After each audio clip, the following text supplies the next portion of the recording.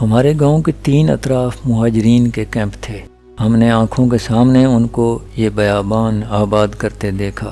ہم نے دیکھا کیسے چند دنوں میں ویرانے آباد ہو جاتے ہیں، کیسے بڑے بڑے بازار چند ماہ میں بن جاتے ہیں، کیونکہ ہمارے پڑوسی بھائی بھلے اچھے نوکر نہیں بن سکتے، لیکن ان میں سے ہر دوسرا بندہ شاندار کاروباری مزاج ضرور رکھتا ہے۔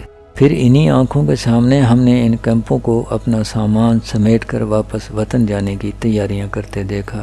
چند دن تک ایک نیا بازار بن گیا، سستے داموں سامان بیچنے کا بازار، اور دکانیں فروخت ہونے لگیں۔ ہمارے چند احباب اسی انتظار میں تھے۔ انہوں نے بڑے بڑے خواب پال رکھے تھے۔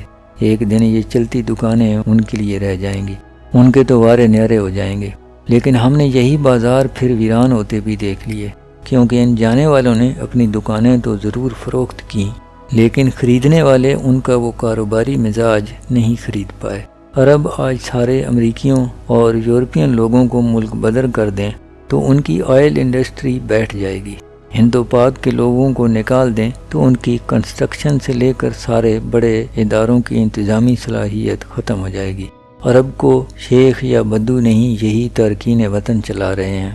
پاکستان سے جانے والے تارکین وطن کا ہمارے بڑے کاروباری ڈھانچے میں کوئی بڑا کردار نہیں۔ چھوٹے چھوٹے لوگوں کے چھوٹے چھوٹے خواب و مفادات ہیں۔ چھوٹے چھوٹے بازار ضرور متاثر ہوں گے، کچھ لوگوں کو بعد میں پتہ چلے گا وہ اچھے نوکر تو ضرور بن سکتے ہیں، اچھے کاروباری نہیں۔ اس کے علاوہ اس موضوع میں کچھ نہیں سوائے مہاجرت کے دکھ ہوں گے۔